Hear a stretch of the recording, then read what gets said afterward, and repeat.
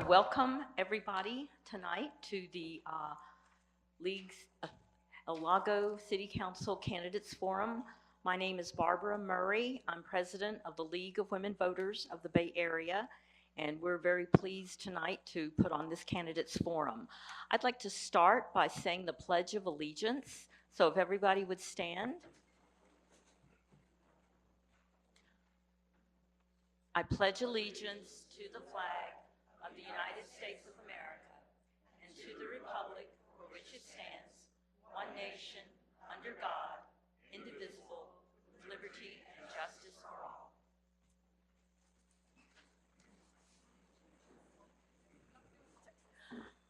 Thank you all for attending, and it's my understanding it's also going to be live streamed on Facebook and video taped for YouTube, so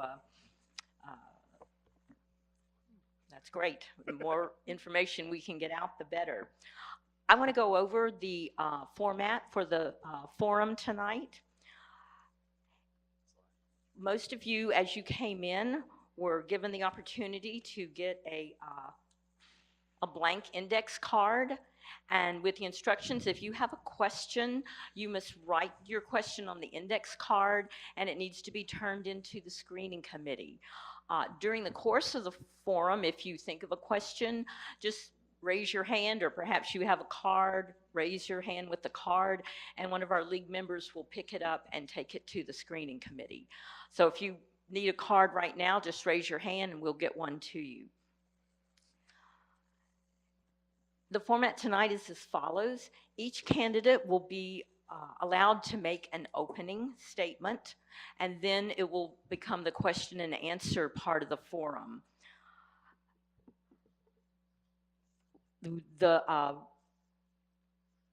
We have a screening committee in the back, and those league members will kind of go through the questions to avoid duplications and to make sure that all areas of concern are fairly represented. I will ask each question to the candidate. There are 2 minutes per candidate for opening statements, and then 1 minute per candidate for each of the questions from the audience. We have timekeepers here on the front row, and candidates, when there are 15 seconds left, they'll hold up a yellow card so you can indicate that, and then when your time is expired, a red stop sign, and then I'll ask you to stop talking. All of the questions are going to be posed such that all the candidates will answer the questions, and the first candidate to reply will be rotated. I think without further ado, we're going to get started, and I was told to tell the candidates, be sure you lean close into the mic so that it can clearly pick up what you're saying. So we're going to start first with opening statements, and Mayor Skelton, you're up first. Okay. Well, hello, and thank you for coming out this evening. My name is John Skelton. I am up for mayor. If everyone will remember, back in April last year, I was, well, it wasn't in April. I took over from my mayor pro tem duties, and then I was appointed by the council in May. This is the completion of that term, so I'm back up. I'm happy to say that I do not have an opponent this evening, but I wanted to come out here to answer these questions along with these fine candidates. I'm really happy with the pool of candidates that we have tonight on this. And just a little bit about me, just to remind everybody, I came to Lago in 2005. I've been here, I've been a member of council, gosh, it's going on 8 years, with last April starting my mayor stint. I am a strong advocate for Lago. Love this place, and I am active I try to be as active as I can be in all the city events and trying to make sure that we continue this way of life that we have here. I think we're in a real challenging time. I think that there's a lot going on outside of us. We have to make sure that we're meeting that challenge of the future as well as preserving that of the past. And I really think that the gains we've made over the past several months with the council has been really good. That being said, I think the change is always good, and I'm looking forward here in May for for whomever you guys decide to give us, and we're going to make that work. And we're going to continue to serve you the best of our abilities. That's it. Thank you. Thank you. Let me introduce the rest of the candidates and their positions they're running for. For council position 1, we have Jeff Tave and Sean Finley.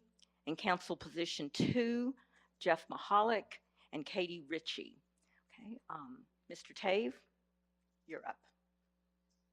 Thank you. I want to thank the League of Women Voters for facilitating this event. And I want to thank the residents of Lago and friends that are here to attend the event. For those that don't know me, I have been a Taylor Crest resident for approximately 15 years. And prior to that, I was a resident, just lived down the road on Ferndale for about 13 years. I moved in around 1991, and shortly thereafter, I started volunteering in various organizations within the city. I was first appointed to council in 2008 to fill a term for one of our council members who had left us, and served pseudo-consistently for about 10 years. Till now. I think it's important to note that as a small city, it's really imperative that residents participate in their government, whether it's just attending the meetings, reading the information, and hopefully participating in some way, either a volunteer or something like that. A couple of things that are important to me are based on mottos that went to my schooling. I went to Virginia Tech, and the motto there was ut prosum. So here's some Latin for you. Ut prosum is that I may serve. Everything I've done for this community is based on serving the community. I don't get any personal gratification other than making sure I do the best for the city. So I look out for the city's best interest. I look out for disciplined spending and proper oversight, common sense decisions, clear and responsive governance in the community, holding people accountable and organizations accountable, thinking different and being flexible and open to new ideas. And also, there's no rush. Take your time to get things right the first time. For my scouting background, be prepared. So, and everything, oh, I'm done. Thank you. Okay. Mr. Finley. Good evening. My name is Sean Finley. I've been an El Lago resident for about 10 years. My experience with the city has been on planning and zoning and the Board of Adjustments. My wife, Jennifer, and I are raising 2 children here that are attending Ed White. We will retire in this community just like many of you have in this room tonight. If you think back through the years, our community has been shaped by change, and I think we're facing that more than ever now. You need a councilman that will not only listen to your concerns, but most important, find solutions to the results. Find solutions and the results, right? A little nervous, thank you. My vision is an engaged community, a city that empowers our residents to participate in forums with leadership, to work towards improvement of the community, joint problem solving, and remain open to positive change. Thank you. Thank you. Mr. Mahalik? All right, so just like to echo my appreciation for the League of Women Voters. I think this is a fantastic event. It allows the voters out there who may not know us to, kind of get an idea of what the candidates are about, hear their positions and their own voice. I think it's really positive, so I really appreciate that. I'd also like to give a huge thanks to my supporters. It has been the outpouring of compliments and positive feedback I've gotten and offers of help has been just absolutely incredible. I'm really flattered and humbled and very blessed to have so many fantastic people behind me, so I couldn't do this without you. Most importantly, I have to thank my wife because she puts up with all this stuff. The city business and elections and all that's not her favorite thing to do, but she is supportive, and I really appreciate that. All right, so for those of you who don't know me, my name is Jeff Mahalik, the Hawaiian shirt guy, if you can't tell.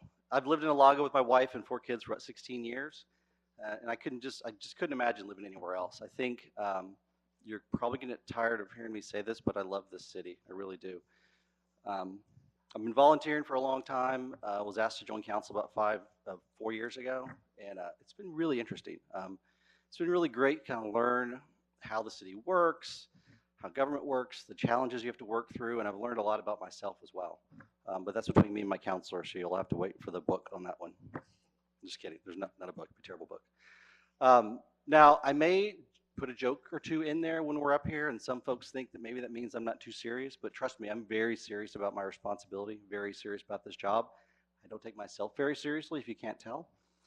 But I don't think, I don't think that you have to be grim and serious all the time to be effective. I think we can still enjoy our lives, get things accomplished, and sometimes a little humor.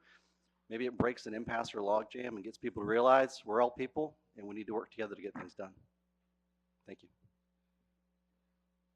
And Ms. Ritchie. My name is Katie Ritchie. I moved here in 2013 with my son and my husband, and we live on Confederate Way. We love El Lago. It's a shame when there are seats for office that run unopposed, and that's why I'm here. I think I have good ideas. I don't know if they're right. They're certainly not the favorite, but that's why I'm here, to volunteer my time. That's it. Okay. All right. Now, the first question, I'm going to ask the question, but I'm going to explain the rotation. We're going to go, we've gone left to right, and then we're going to rotate right to left. So we're going to alternate, so you're not always following the same person. Okay. So, Ms. Ritchie, you're going to get to answer the first question, and then we'll come right to left, and then so on. Okay. So, and there's 1 minute for each question. Okay. So the first question is, if you could change one thing about the city of El Lago, what would it be? Communication. I don't feel that the city communicates well enough with the citizens. I think city matters could be more clearly conveyed to the citizens. It would cut down on a lot of the vitriol you see this time of year, and I would insist on a communications policy that protects the citizens more than the absence of a communications policy which currently protects the politicians. Okay, thank you. Mr. Tave? Excuse me, Mr. Mahalik? Get myself lined up, right? So one thing I changed about this city, but I tell you, I really love this city. So I think one of the things I would change, and I don't know how you do it, but just to kind of drive more of the strife out. I kind of just see, I see this divisiveness kind of enter in, especially around election time. It's just really disappointing to me because, if anybody, I'm sure a lot of you came to the city celebration yesterday, that's what the city is about. It's about people coming together and having a good time and communicating and just fellowshipping. So that would be a thing I would change. I have no idea how to do that, but that would be what I'd look to change. So, thank you, Mr. Finley. I'm going to parlay on what Katie and Jeff just touched on. I do believe in a strong communications policy. I think that Mayor Pro Tem Vernon has a pretty good policy coming through the works that I'm going to support. I think we need consistency, and I think that we need a two-way forum so that you guys can communicate to the city. Right now, we have a one-way out system, right? We report from the city council meetings, et cetera, to you. But how do you report back to us? And I think that's as simple as social media being controlled the right way by maybe having a communications director that oversees that. But the improvement of communication so that you guys can speak to us, I think is very important. And that's one thing I would change to the city of El Lago. Mr. Tave? So I moved here close to 30 years ago. Prior to the advent of social media, our communication was mostly newspaper, people meeting together, coming to meetings. And I've seen with the growth of social media and perhaps with the global environment, the way people treat each other, it's just very disappointing to see bullying and the lack of respect and the lack of civility. We're a small town. We're all neighbors. We all know each other. We're all not going to agree on everything, but you can agree to disagree and treat each other respectfully. There's just no excuse for belittling people, for calling people names, for just downgrading people. And so that's the biggest thing that I'd like to say. And I don't necessarily have a solution, but I try to lead by example, and I try and respect people. Thank you. Mayor Skelton? The biggest thing that I've always wanted the city to do is I wanted to see the increase of growth in community involvement. And I think that we're successful. We're growing that. I really do. I think the events committee started by Mayor Robbie White was a good thing. It was a good avenue into that. I think that our current events coordinator, head person, Shuli over here is doing a fantastic job. I would like to see that grow even more. I know that's asking a lot because I think that we put a lot on our volunteers. But everything everybody's talking about is respect and getting to know your neighbor. And if you know somebody, you respect them more. Well, not all the time, but for the most part. But I think I would like to see. I'm constantly fighting apathy. I'm constantly fighting it. And I'm going to continue to fight it. And I think that's what I would like to change the most, even though we're making a ton of growth in that area. Thank you. Thank you. Okay, the second question, Mr. Tabe, you will answer first. What do you think is the most effective way to partner with WCID number 50 to get results in our city? I think the best way to partner is first to make sure we're on the same level. We both agree that there is or isn't a problem. I personally think there's a problem, and I think the WCID 50 has come around to thinking there's a problem. So once you sort of agree on a baseline, then try and identify, okay, what are the most important parts to resolve the problem, whether it's drainage and the flooding in the front of the neighborhood. How do we best resolve that? Because no one wants to see a bunch of homes changed, lower property values, and even the city, you can't afford, we depend on the properties for our tax base. So you don't want to lose those properties. So how do we best improve the value of those properties? Whether it's promoting a Harris County Flood Control District or FEMA programs, it's educating our residents to understand what's available, how they can improve their properties to best weather the storm, because things aren't getting better as far as at least the environment. Thank you. Mr. Finley? Well, I think what we start with is not paralysis by analysis. We need to strengthen our relationship with Mario and his team because they are the experts. They've brought in engineers. They've told us what the problem is. They've told us that they have solutions. I think it's time to listen to them and facilitate helping this get done. If that's putting a timeline on it and holding their hands to the fire, then we can do that. But I think it comes down to working cordially with this other entity to get things done, to resolve these issues that are clearly happening. Thank you. Mr. Mahalik? So I have seen, we went to the WCID meeting and the modeling and all of the proposed changes. I think that's fantastic information. What I would like to see is more two-way communication. We have a liaison that goes to WCID meetings and brings back kind of reports, but I really would like to see some more direct communication, like have the WCID members come here to our council meetings, have them do direct reports, give us some question and answer sessions, maybe some workshops. I think we need to open up the communication and just have a more candid conversation about the problems that we're facing. Because I believe, there was a little bit of a contentious relationship in the past, and I think we're working past that and getting more and more of a cordial relationship. So I think that's really the key thing, is just create a partnership as opposed to a contentious relationship. So. Thank you. Ms. Ritchie? obviously a good relationship with WCID would be great. Unfortunately, WCID and the city of El Lago are seen as two completely separate but equal entities, and neither is willing to accommodate the other, from what I've seen in the meetings. Unfortunately, Mario has refused to attend any of our city meetings. He's refused to have any part of it. I've shared this with city council via a recording of a previous meeting I attended.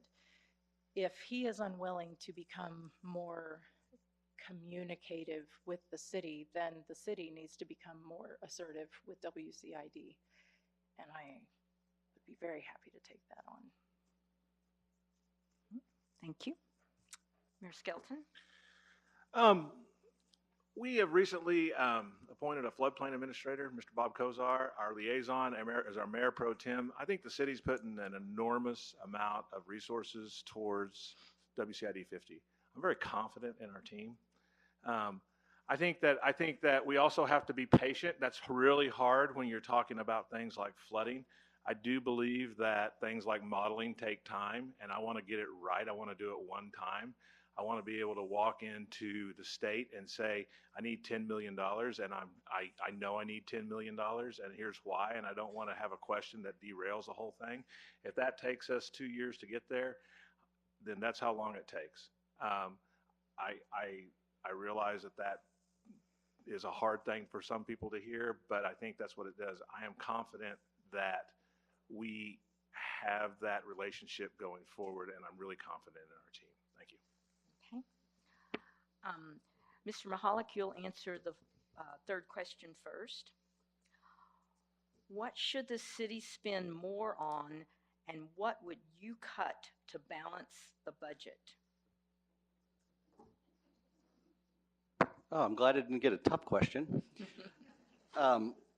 So I think from my perspective, there's the city, we run a fairly tight ship, I'll be honest. I mean, we look at every nickel and every dime. We don't spend money without really having a conversation.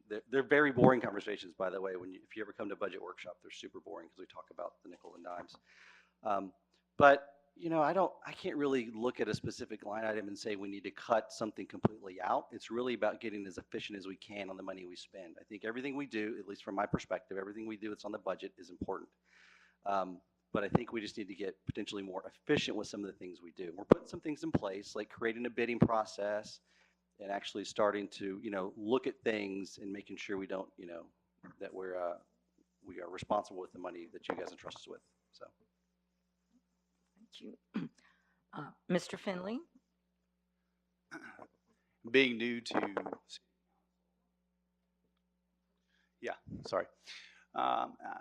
not being on city council previously, I can't get into specifics. But what I can tell you is that I own a business where I do this every single day.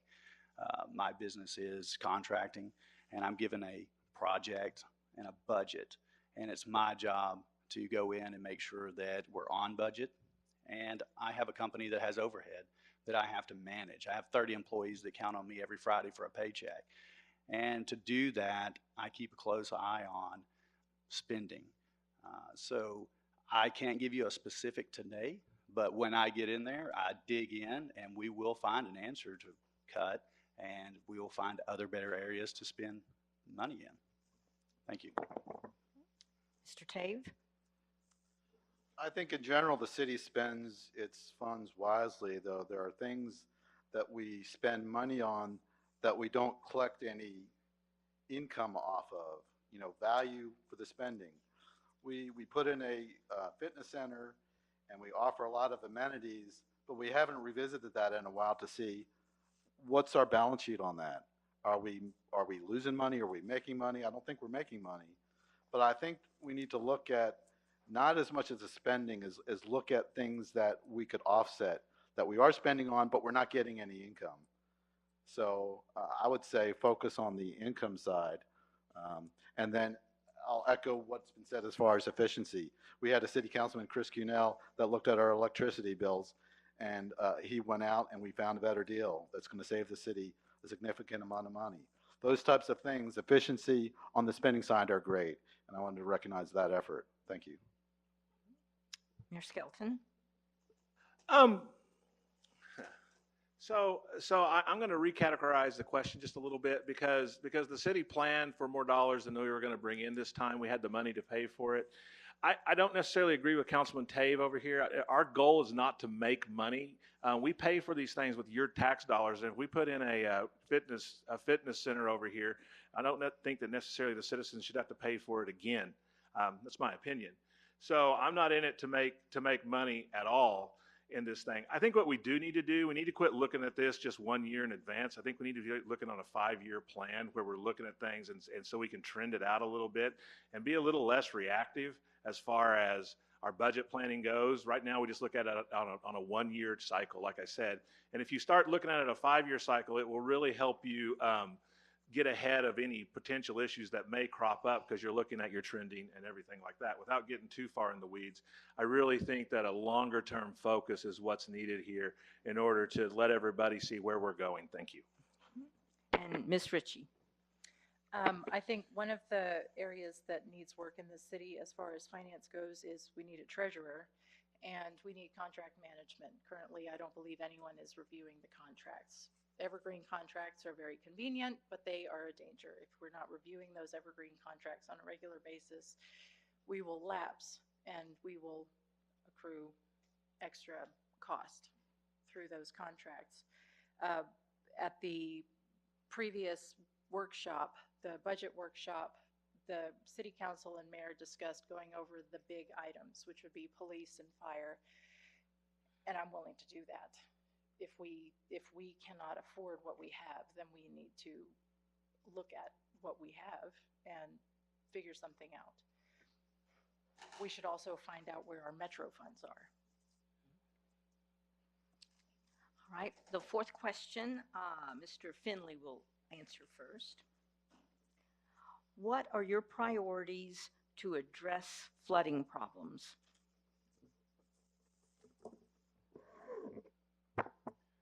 Well, I think it's been addressed. We definitely need to maintain our relationship with WCID 50. They are the experts. We need to hold them accountable and get the repairs that they proposed in motion. But I think it's more than that. I think the future, we have to be innovative in finding ways to stop this storm surge that we nationally don't have an answer to.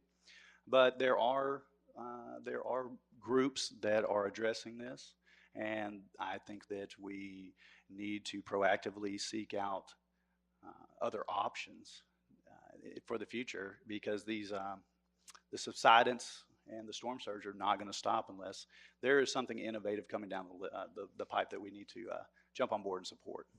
Thank you. And Mr. Mahalik? All right, as far as priorities for the flooding problems, I think, I'll go back to WSC. I think they are looking at ways and using data. To me, data is the most important thing when we're looking at these issues. I don't want to go into something and say, well, it sounds like a good idea to put a pump in, or it sounds like a good idea to, block an outflow. I don't know what those are. I want to see the data. So that's the priority for me, is get the data and make sure the data is valid and is, and can be backed up with actual facts and events that we've seen. So I think that's a good thing that I've seen the WCID do is they actually, they run some modeling tests, but then they look at real life events and say, do things really line up? So to me, that's the most important priority. Before we take any action and put a shovel anywhere in the ground is, do we know what we're doing, and is it going to be effective, and is it the best bang for our buck? Ms. Ritchie? We can't do anything. Well, there's very little that the city can do without WCID's cooperation. They need to be able to sign an interlocal agreement saying that the city and the water district are going to work together if we want to get things done, namely if we want money to make things happen. We do not have that support from WCID, which means we're kind of stuck without citizens. So the solution here is to vote. Pay attention. We're going to continue flooding. The data was provided on the 10th. He told us that we need to sell our homes in 50 years. But the older folks are okay because you'll be dead. That's a quote. And that's not good enough for me. Thank you. Mayor Skelton? When it comes to flooding, there's things that we can do, there's things that WCID can do, there's things that the county can do, and there's things that the federal government can do, state and the federal government can do. We need to recognize and prioritize the things that we can do. I believe that WCID, the recent plan they've done, has done that. They've told us this is what we can do, and they've shown it and proven it. Great. I think the next step is making sure we're engaged with Harris County Flood Control District, which we are. We have a liaison position for that. Then I think we need to be behind projects like the Ike Dike or any other project that's proposing with it, showing our support with a coalition of cities across the Gulf Coast saying this is what we need. We want to support lobbying DC for the billions of dollars it's going to take to do this, to protect the Gulf Coast. You can't be an ant in a bathtub protecting your area. It's not going to work. At some point, you have to get the larger picture, and what we can do our best is lend our support to the groups that are doing that, and we are. Thank you. Mr. Tave? Okay. I have not been part of a 12-step program, but the first thing is to acknowledge you have a problem. We, the city, has not publicly as an entity admitted there's a problem. I, as a city council person, has admitted there's a problem, but we need to get the rest of our elected officials on board and then work with WCID. Second, we have a floodplain administrator, an active and proactive one, I'll add, the first time that I've lived here in 30 years. So first off, that's great. We should all support our floodplain administrator. Bob Kozar is his name. Third, Harris County Flood Control District has let out $2.5 billion in bonds. It's likely too late for the city to participate that, but we still need to try before it's too late. Take advantage of our state, federal resources and engage the community. One of the things I've been involved in, or I'm getting involved in, is a community working group that's going to be reviewing the Corps of Engineers projects.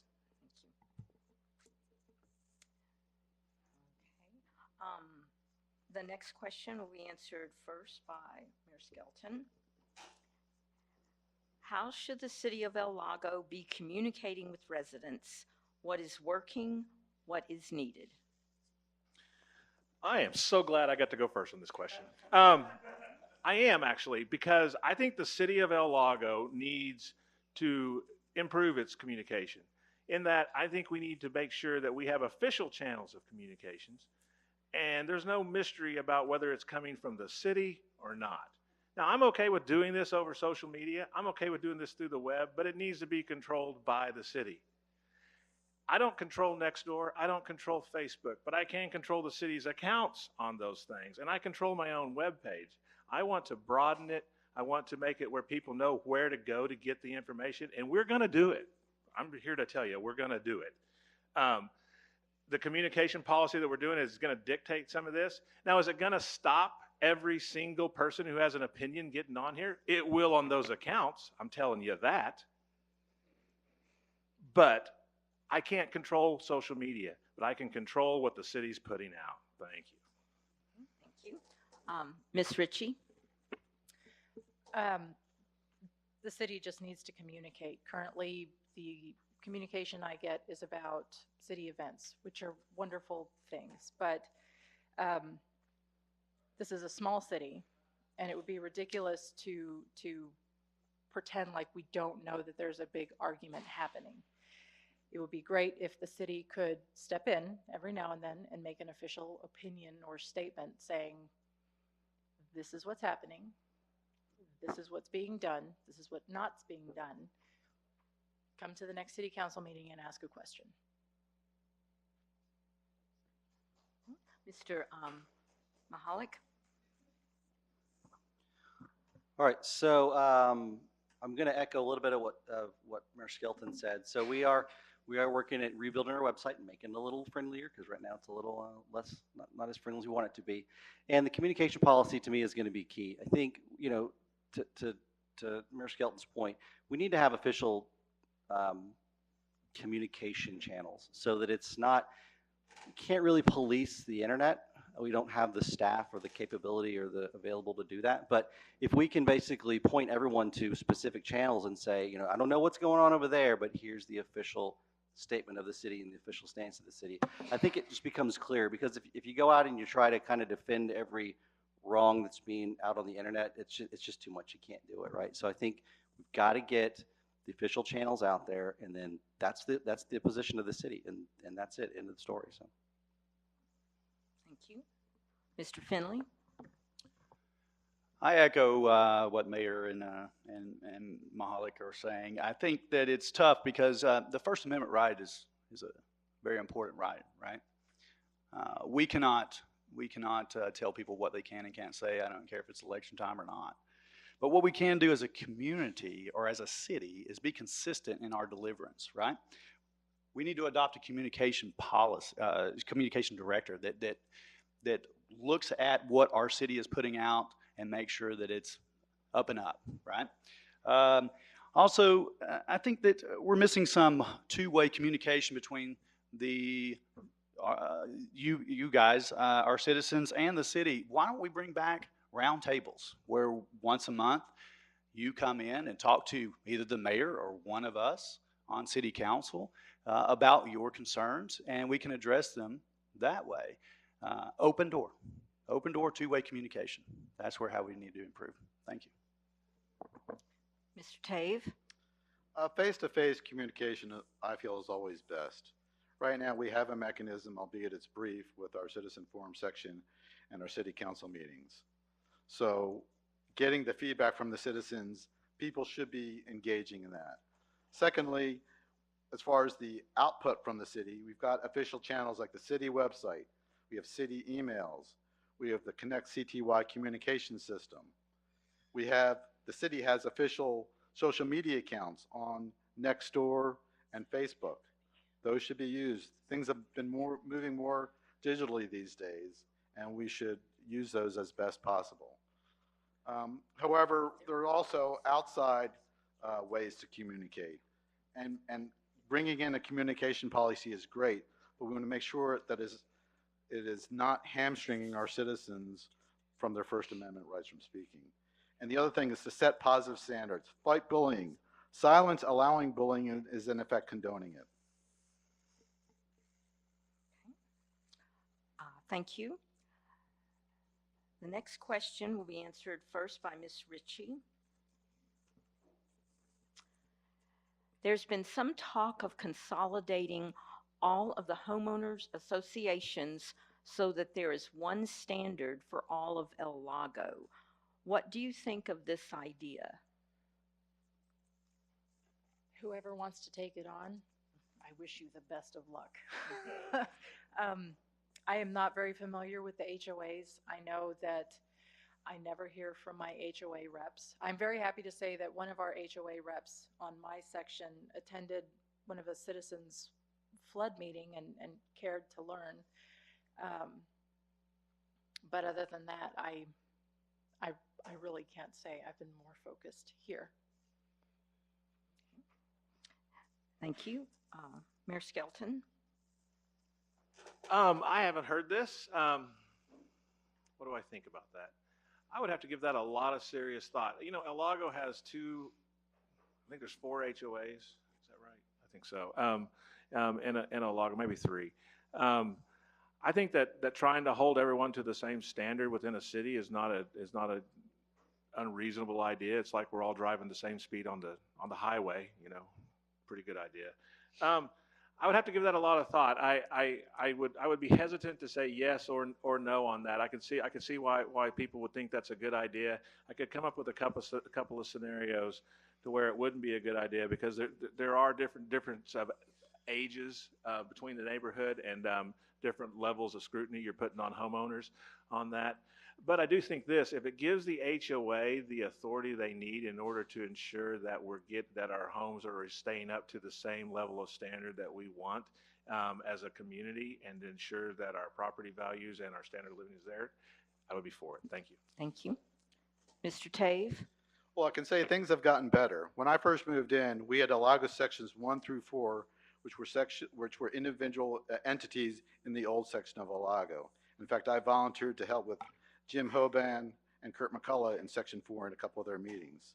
Since then, 1 through 4 is combined into one group, yet we still have Lago Estates 6 and 7. We have the Lago Property Owners Association, which is the properties along Lakeshore, and we have Taylor Crest. I think it would be great if you can get them into one entity. However, the devil is in the details.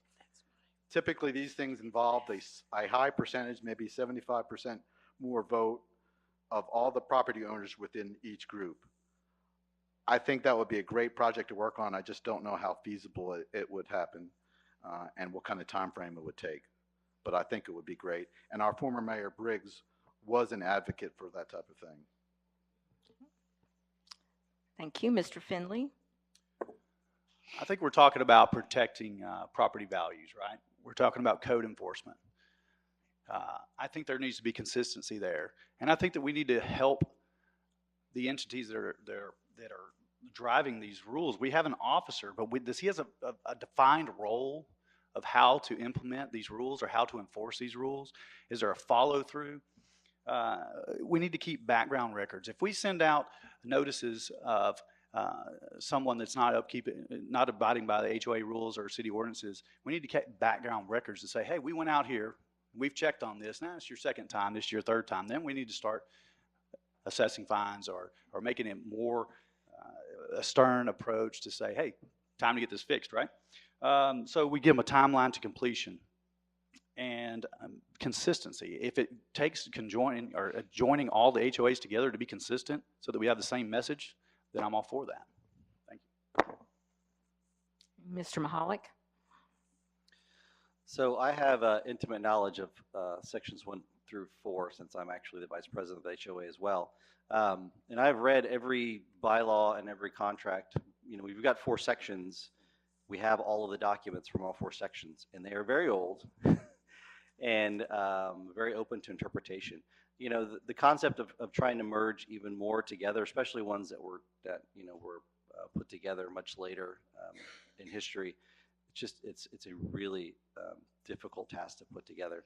I'm not saying it's a bad idea. It's just I think the effort to put that forward is probably going to be not worth the return on that.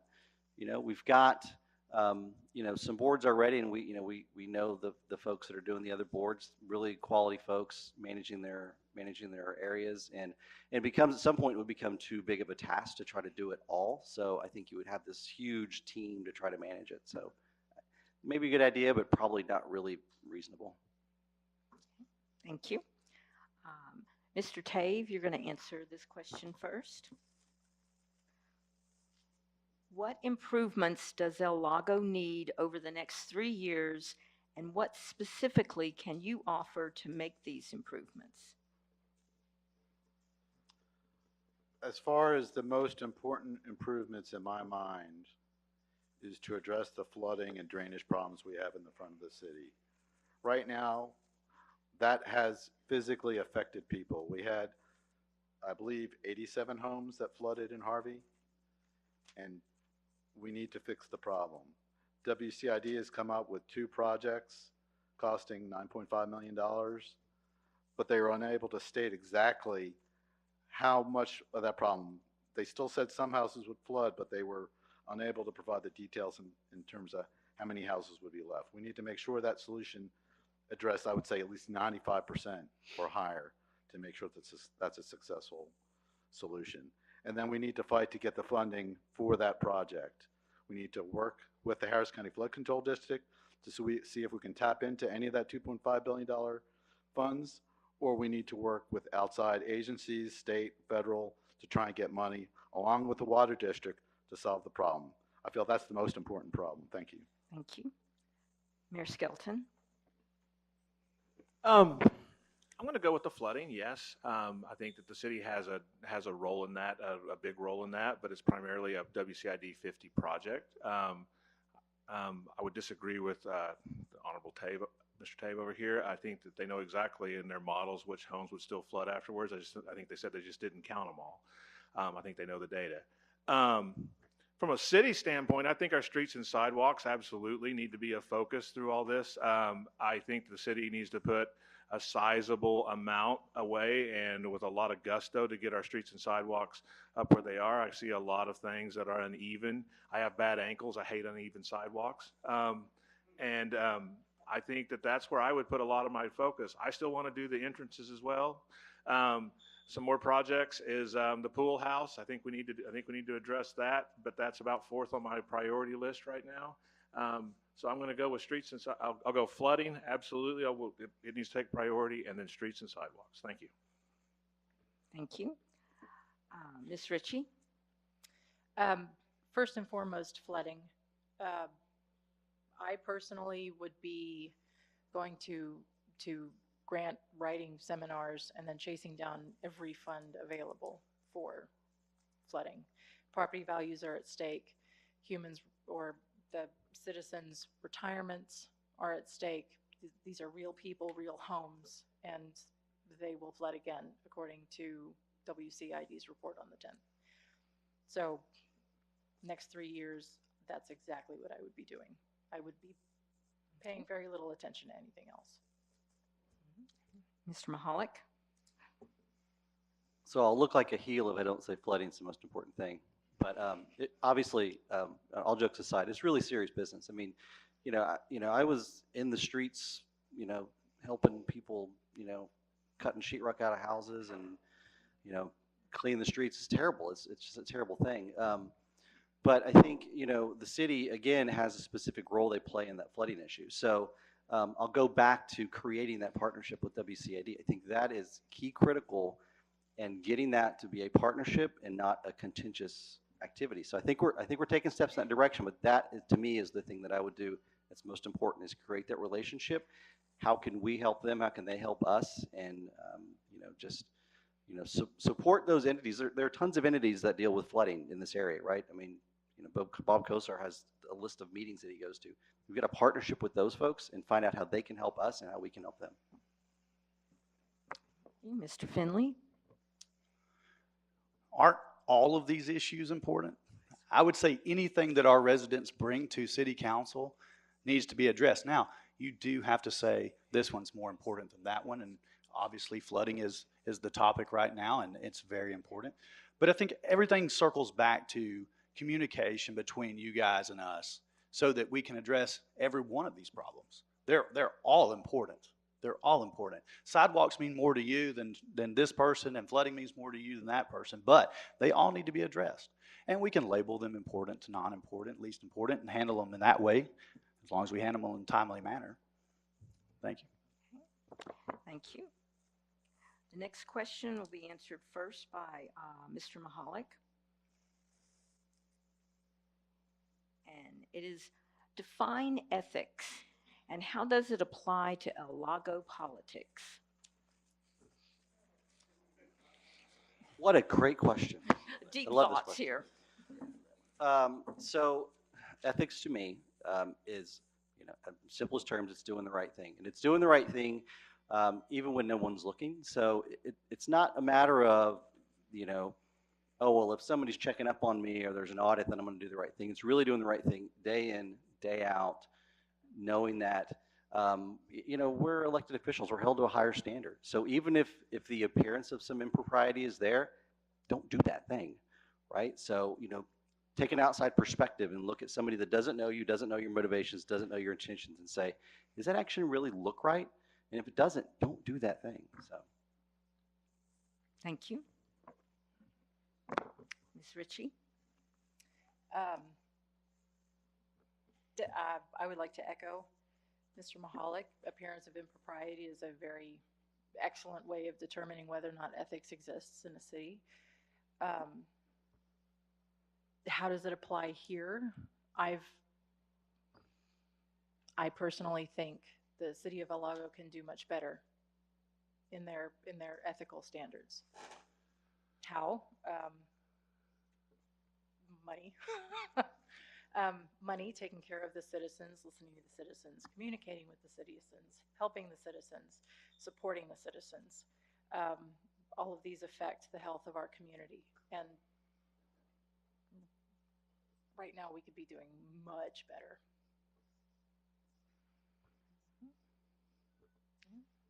Mayor Skelton?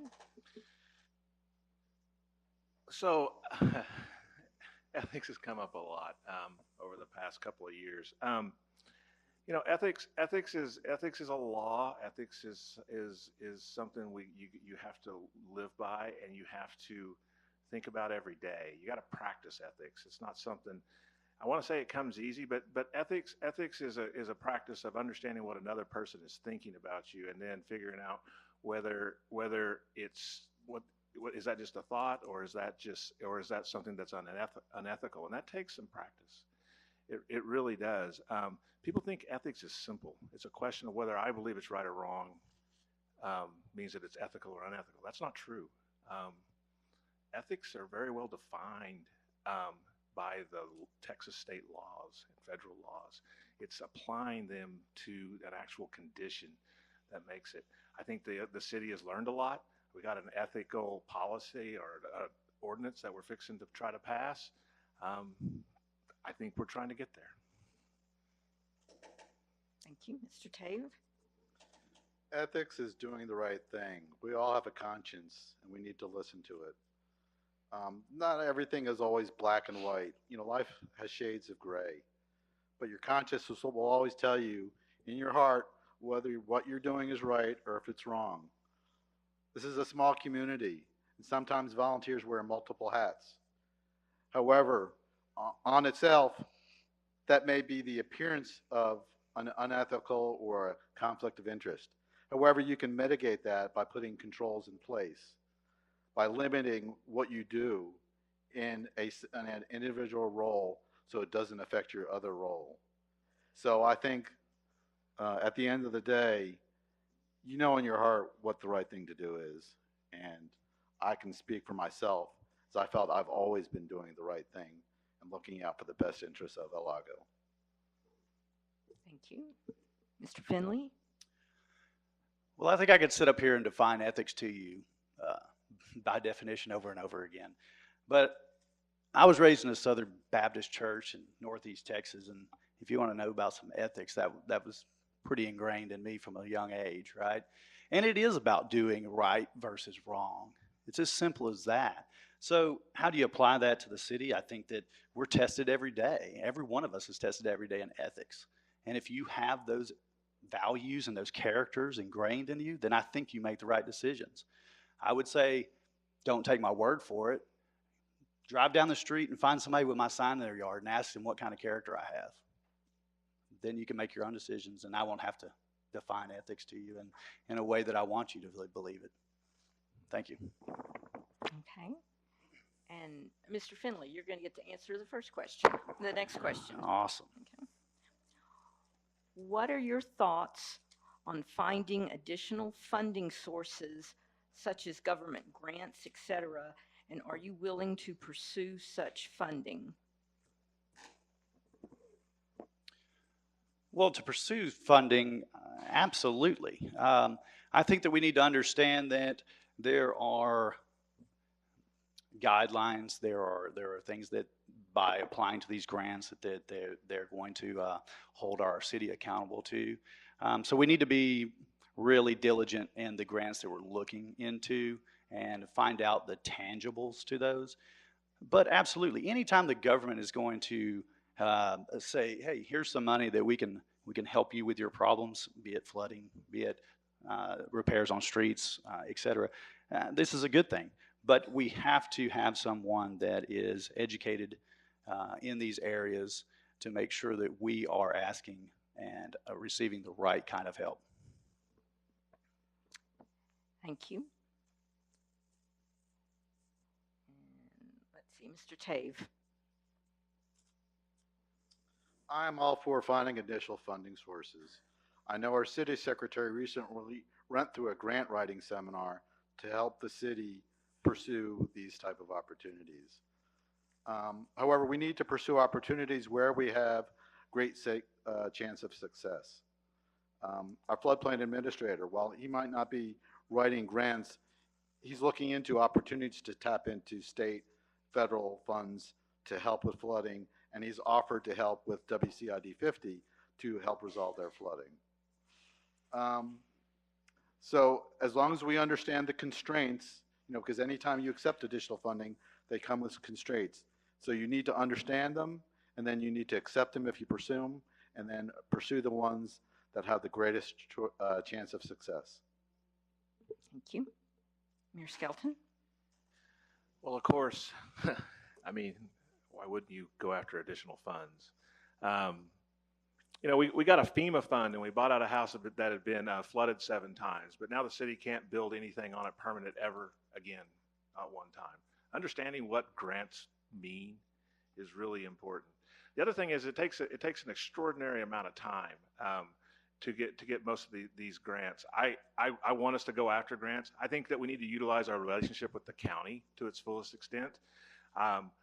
I met with our new county commissioner, Adrian Garcia. He's very supportive of this area. I think that we need to utilize that relationship. The county has a ton of resources that isn't quite as locked down as some of these grants are. I'm not saying don't go for grants. I'm saying let's go for as much income as we can possibly get from other sources as well, and then we'll go for the grants. Grants always come with strings, guys. Always. Thank you. Thank you. Ms. Ritchie? I love them. We need them. We need to get more of them.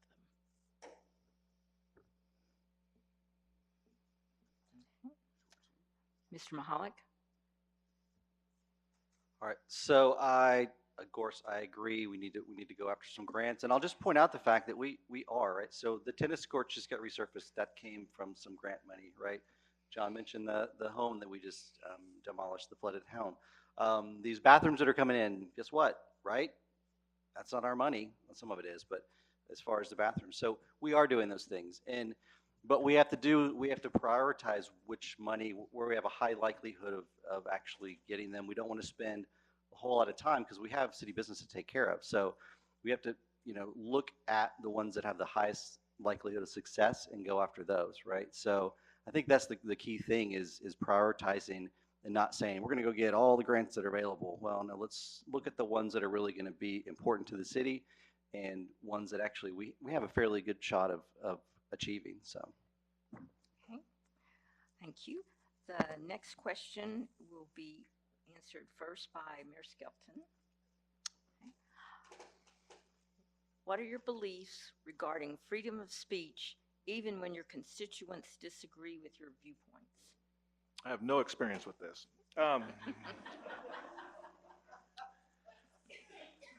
We live in America.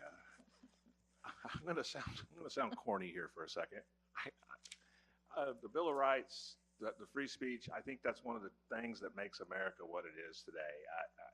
I don't think that I am going to protect anything that I think imposes on free speech in this town, in whatever role I'm in. I'm a firm believer in it. I am not a fan of censorship in any way, shape, or form. I'm going to throw in ethics there. I think that's where ethics come in. They kind of bring the morality into the government side of everything. But I am a proponent. I'm always going to be a proponent. And the Constitution, the country we live in, is the greatest in the world. Thank you. Thank you. Mr. Tave? I am a strong believer in the freedom of speech. And even when you have constituents that don't agree with you, first you need to understand what their perspective is. So you need to listen to what they're saying. And maybe you need to repeat back with them to make sure you understand that perspective. However, if you're strong in your belief and you have a different position, then you need to try and explain your base for why you believe in what you believe. Now, you may not convince the other person, and that's fine. So you move on. I mean, it's fine to agree to disagree and move on to the next discussion topic because we're not going to always agree on everything. So that's just nature. And I think at the end of the day, treat everyone with respect. Thank you. Mr. Finley? Touchy subject, right? I respect the First Amendment. We all have our right to speak our minds. However, when you're an elected official, you represent this city 100% of the time. And when you report or post on city business, your thumb is on that scale intentionally or unintentionally. So I think it's important that we have guidelines to protect our city with what we're transmitting. That can be done through the communications policy. That's not to say that you don't have the freedom of speech. It just means that you're elected to this position and you have to respect what we're transmitting out to you so that it's being received the right way. Thank you. Thank you. Mr. Mahalik? So, yeah, I think, as council people, again, as elected officials, we're held to a higher standard. So we need to listen to absolutely every opinion out there, right? Even if you don't agree with it, it's really, really important that you listen and you don't try to control the narrative and control the message. And, I'll call it out. It's on everybody's mind. Getting kicked off next door, I think, is just kind of silliness, right? So, just really listen to folks, right? Because if they're saying it, it's probably not because they're mean or they're ugly. They just want their opinions heard. And the more you tend to suppress that communication, the more frustrating those folks are going to get, and the more they're going to just kind of boil over. And we don't want that, right? Again, it's about the divisiveness. Just listen to the conversation, and it's okay to respond, but let's not control the narrative. I think that's just inappropriate. Ms. Ritchie? Freedom of speech, I'm a huge fan. And I worry that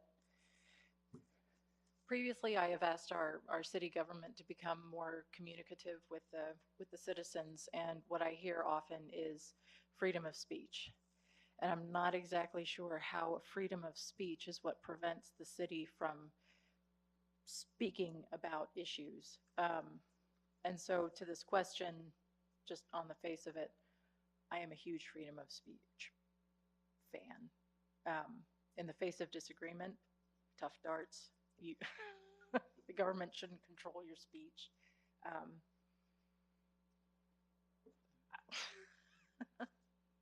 That's all I got. Okay, thank you. All right, and Ms. Ritchie, you're going to answer this question first, the next question. Since the tax rate was reduced last year, where were reductions made in cost? And is there the tax rate that was just approved October 1st? Is it? It does just says, specify? since tax rate was reduced last year. Where Okay, were- so for fiscal year 2019, the tax rate number dropped. The tax rate into the city has increased. Our taxes have increased. Therefore, I don't see any cuts anywhere. In fact, we're operating on a budget deficit this fiscal year. So I'm not exactly sure what that I'm sorry, I don't know how to answer the question. Mr. Mahalik? Yeah, so I'll refer back to my earlier statement about the budgeting process, right? So we look at every individual line item on the budget. It's not a matter of we cut a big thing out and we're going to stop doing this or start doing this. It's really about looking for those incremental savings, and it's really boring work, but it's really important as well. So, Councilperson Tave mentioned the electric bill, right? We're looking to save a little money there. We're looking at creating, I'm looking at the IT contracts and if we can save some money there. So it's really not about, some, big red strike through on a particular budget line item. It's really about getting more efficient and making all the little expenditures, if you can save $100 here and $200 here, eventually that adds up to a substantial amount of money. So that's really what we're trying to do, is just find the places where we can be more efficient. Mr. Finley? Yeah, I'm going to echo what Jeff has to say here. I do this in business every day. I think that you look at the city's operations, and you look at little things. In my business, for example, we had a credit card where we would run credit cards, and we went out and shopped it around, and we saved, like, I can't even remember the numbers, astronomical. But there's little things that are hidden in our daily operations that you can go in and try to find. areas to improve the cost of our overhead as a city. I can tell you that I don't know as much as Mahalik does about it because I haven't been on council, but I will dig in and try to find those things because I do have the background that supports that. Thank you. Mr. Tave? The tax rate that was approved was a numerical decrease. However, it was a 3.23% increase in funding or in spending. So there was no decrease in spending. That budget also included $44,000, I believe, taken from reserve such that income and expenses would net out to zero. So there was no decrease in spending. I did not agree with that budget, and I voted against that budget because of the pulling from reserves and the fact that we were also below our 25% goal of having funds in reserve to account for emergencies. There are opportunities to cut spending as proposed with regards to additional maintenance staff, which was proposed at the time, and now we didn't execute the hiring yet, so we are saving some money there. And again, we can look at part-time help, which don't incur benefits and income to increase income. Mayor Skelton? So, first of all, I don't remember Councilman Tave proposing any cuts, but that's my recollection. So secondly then, is that everybody needs to understand is that you plan a budget, and yes, I think Councilman Tave did it very well, is that the property values went up, we reduced the tax rate, but the city still took in more money. Yes, I agree completely. The budget is a plan, guys. We adjust it throughout the year. To say that we have a deficit is incorrect. I think I said something ill-advised at about 10 o'clock at night where I said the city can't keep doing this or we'll be broke. It was kind of made in jest when you're tired. But the plan, we're going to adjust it. We adjust it as we go along. A lot of these good ideas that people are throwing out here is because we're adjusting the plan. We're going to come in under our budget or right on our budget. That is the plan. Make no mistake. That's what we're going to do. If we gotta adjust something throughout the year, we will. It's set up to work that way. Yes, we pulled money from reserves for the plan, but then we're going to adjust. Thank you. Mr. Tave, you're going to answer this. You'll be the first response. How much time will you commit every week to work on city business? That's a good question. Time to commit to city business. I spend weekend hours getting prepared for our city council meetings. I feel like I'm always been prepared for our city council meetings. So Jeannie, our city secretary, will be getting red lines to our city council minutes at 2 or 3 o'clock in the morning on Monday morning because I'm trying to get this done for our Wednesday meeting. So I don't have a limit. I think I spend the appropriate amount of time, and I feel like I'm always prepared. I can't imagine or I can't recollect a situation where I felt I was unprepared for a meeting given that the information was provided well in advance. Now, our meeting agendas are supposed to be out at minimum 72 hours in advance, but sometimes the information to populate that packet is not presented 72 hours in advance, and that's where it becomes a time crunch. So I will devote whatever is necessary to make sure I'm prepared for city council business. Okay, thank you. Mr. Finley? Whatever's necessary. Give me a project, I'm going to see it through. I juggle this every day with kids in a business. Bring it on. Well, I have time. I'll spend whatever it takes. Thank you. Mr. Mahalik? Well, I'd really hate to add up that number of the hours I spent on city council business up to this point. I don't keep track. Some weeks are much more intense than other weeks, I'll be honest. When we've got projects coming due and things to work through, budget time is a whole lot of hours in a week. And so, yeah, I've never really thought about how many hours I put in. I just make sure I get the job done and get what needs to be delivered. So I don't have a very good answer, but it's whatever it takes to actually get the stuff finished, right? This is important business. You guys are counting on us, right? Ms. Ritchie? Since May 2018, I have dedicated at least 40 hours per week to city business.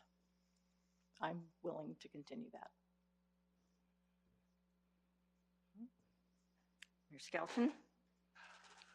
Well, I don't know. I put a lot of time in. I will say this though. I'm going to be a little different, and I don't have an opponent running against me, so maybe I can get away with this. These are volunteers, guys. I think I'm willing to put as much time in as long as it doesn't take away from my family and the things I need to do to support them, and do that. I think my wife might disagree sometimes what that time is, especially since I've become mayor. But I think I would encourage, I'm going to tell all the candidates this, is that I would encourage you to have that approach. It's a volunteer organization. You need to prioritize that. And I understand saying you take it, I'll do what it takes. There's been times where I said that's enough for today or this week or whatever. And I am glad I did it. Now, it needs to take priority, and it does, but this is a volunteer. I think they get $50 a month in honoraria. That's it. So, thank you. Thank you. Mr. Mahalik, you'll be answering first. How will you work to improve the entrances and beautification of the city?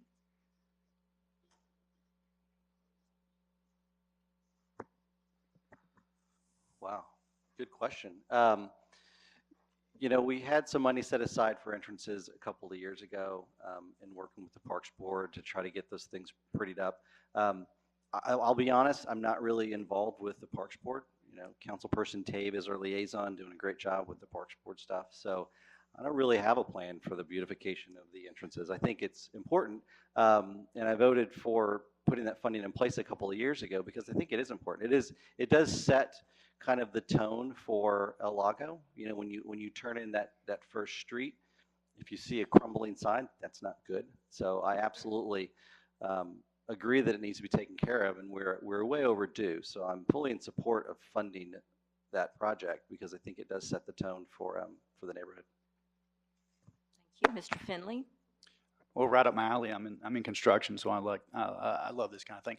I think you need to send out some bids to contractors and have them prepare a visual for what we're looking for, and have the city look at that, have our community look at it and approve one, and then make sure that we follow through with the contractors to get them rebuilt in a timely manner. Simple as that. Thank you. Thank you. Mr. Tave? Priorities. Two separate city councils had approved, I think, 2 chunks of $40,000 to go for the city entrances. The first thing we need to do is make sure we're maintaining them to at least a certain standard.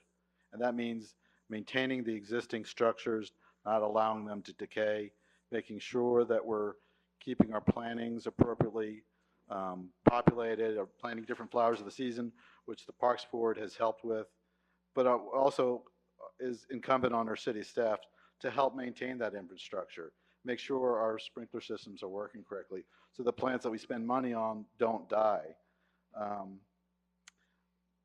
I took a lead on that project. However, it's sort of been pushed a little bit to the back. I've engaged with a property developer who's coming up with some concepts. He's gotten a little bit of backlog, but I am working with him to come up with concepts to bring to council, and I'd like to engage in another developer or property improver to give into other concepts. Thank you. Mr. Skelton? The question here is not about funding. Yes, money is always important. The question is about planning. Once again, I'm going to go back to we have to start planning on a 3 to 5 year cycle. What happens is that we say we're going to do it this year, and priorities come up, and we can't do it. It's hard to prioritize year over year. You got to do it on a 3 to 5 year plan, and we're going to start doing that. We kind of started at this time. We had a list of projects, but we're going to take that a step further, and we're going to actually map it out. Say this one goes here, this one goes here. How much we think it costs.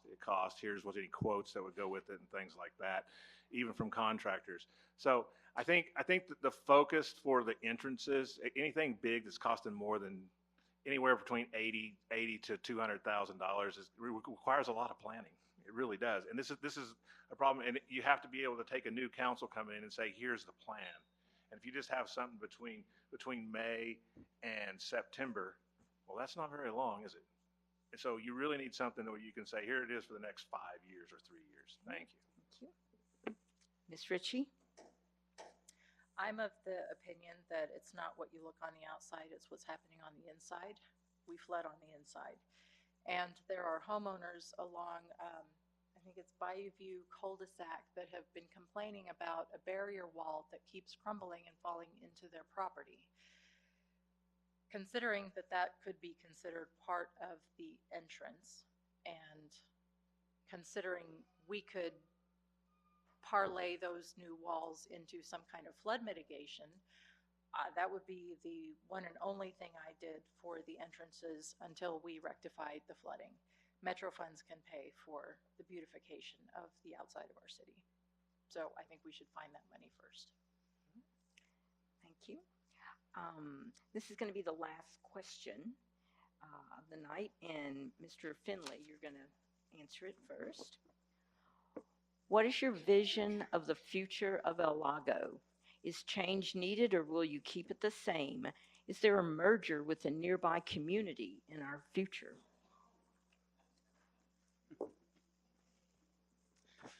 Well, I can't answer the merger with a nearby community. I hope not. I would like to maintain the city as it is. My vision is an engaged community.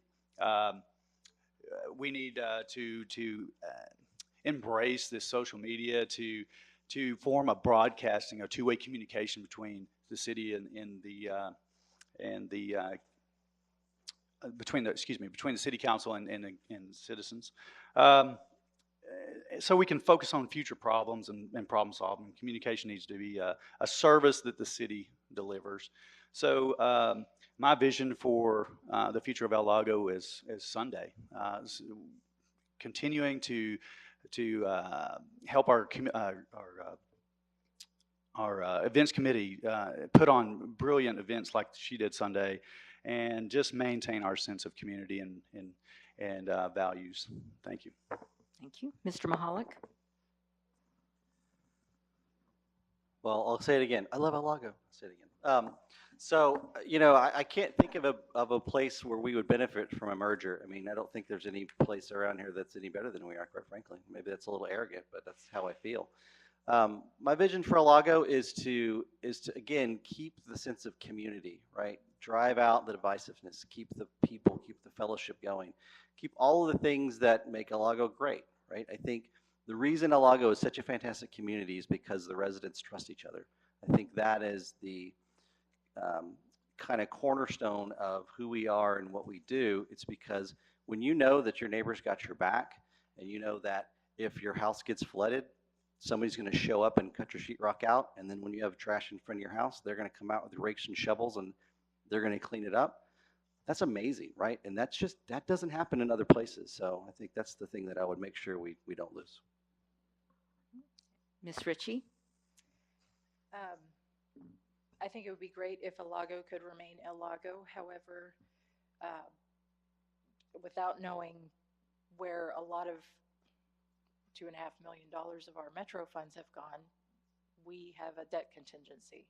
We have less than $1 million in reserves, last I checked, unless that has changed in the last couple of months. If any resident decides to sue the city for that $2.5 million because it is a debt contingency, simple arithmetic will tell you that we're bankrupt. So I would like to reconcile our bank accounts. And I think that will be the first step towards preserving El Lago. Thank you. Mayor Skelton? El Lago has to embrace change.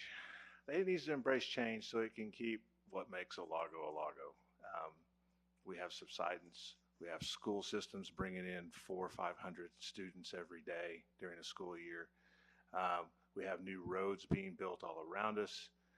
We have to embrace change with the idea that we're going to do it for El Lago. We're going to do it in a way that El Lago is good for El Lago. We're not going to do it the state's way. We're not going to do it Seabrook's way. We're not going to do it, Webster's way or whatever. We're going to do it our way. But we got to embrace change. We can't sit here and say that we're not going to change or this is the way it's always done. The world simply won't allow that. However, with the right representation, with the strong leadership, I believe we can do that. We have to, and I think we are. So we got to change. I'm not saying we got to merge with anybody, but we're going to have to embrace change. Thanks. Thank you. Mr. Tave? My vision of El Lago is an independent El Lago. Viva El Lago. Is there a merger in the future? Don't know. I hope not. The only reason why you would do a merger is for economies of scale. If you look at our spending, the bulk of the city's spending goes for police, which we share with Taylor Lake Village. Then trash, fire services, EMS. The only way I could see how we would consider a merger is if these costs became out of control and we couldn't raise our taxes high enough, or the citizens would revolt if you'd have high taxes. So I'd like to hope we would never get to that situation.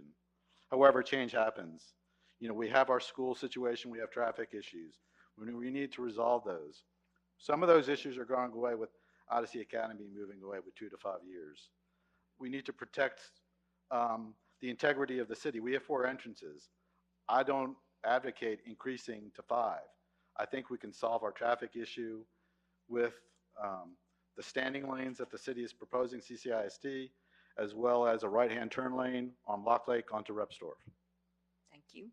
All right, now each candidate will have a minute to make closing remarks. And Mayor Skelton, you're up first. Well, I want to thank the League of Women Voters. I want to thank all of you for coming out here. I'm really excited about this election. I want to leave you with a thought tonight of what El Lago is. El Lago is a community. El Lago is an incorporated municipality. It is. I think we're still on at one of the best places to live in the Houston Metroplex area. I know we actually got the award named that at one point in time, and I think we're still there. I was talking to a friend of mine, and I was complaining about how spoiled my kids were, and he goes, "Well, look where they're raised," and I'm like, "Yeah, but it's still some on me," and he agreed it was some on me too. But we live in a great community. I haven't heard a single candidate, and myself included, who doesn't want to preserve it as a great community. We may not always agree on the best way to go about that, but I think everybody's working towards that goal. Thank you. Thank you. Ms. Ritchie? I've been working as a citizens advocate for the past year, and I will continue to do it whether or not I'm elected. So I would be honored to represent you, but he can do it too. Thank you very much for letting me come up here and not throw up in front of you. Thank you. That's it. Mr. Mahalik? All right, well, I just want to say thank you to the League of Women Voters. Again, fantastic event. I love these things. And I just want to say again, thank you to all of you for the support. I'm not just talking about during election time and supporting a specific candidate, but the volunteerism at the city is just amazing to me. The fact that people show up, they help run events, they show up, they do thankless work, you know, behind the scenes, the P&Z, the zoning committee, all that's unpaid work, right? We have an entire operational city that's volunteer based. That's amazing to me. So thank you all for all the boards you serve on and all the work that you do. So I just want to say, kind of in closing, that we have a lot of things to accomplish, and I think we can improve the city. We just need to work together and support each other. So thank you again very much. And Jeff stole my tagline, so I'll say peace, love, and El Lago. Mr. Finley? Well, first, I want to thank everyone out tonight, and thank you for your patience with me. I'm not as polished as these guys up here yet.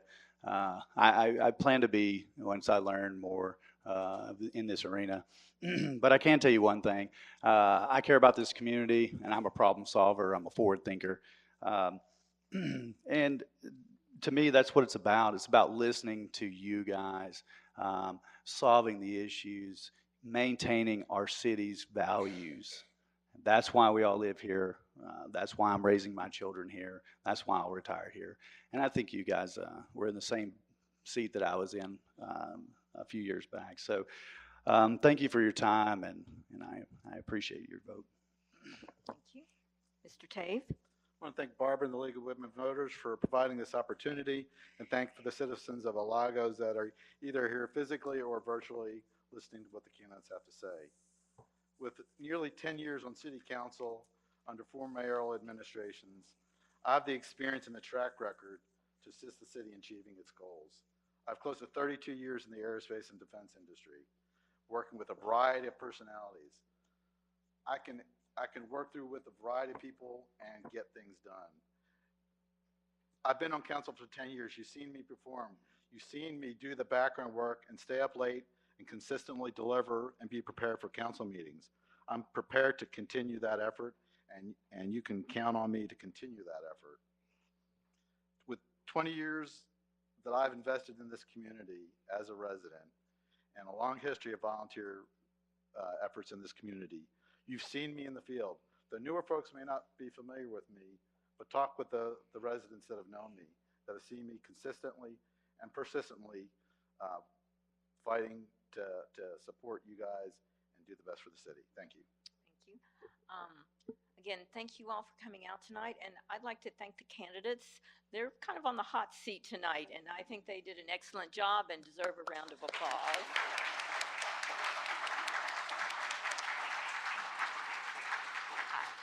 I just want to remind you that the election will be Saturday, May 4th. Early voting starts next Monday, and the times are Monday through Thursday. That's April 22nd through April 25th, 9 to 5, I assume here at City Hall. On Friday, April 26th, it's 9 to noon. And then the following week, Monday and Tuesday, April 29th through April 30th, early voting is from 7 o'clock to 7 o'clock. So you have lots of time to vote. You have lots of time to make up your mind and talk to the candidates. And so the League is, of course, a huge proponent of making your voice heard in your community. And by your presence tonight, you obviously agree with me too. So thank you for coming, and this meeting's over.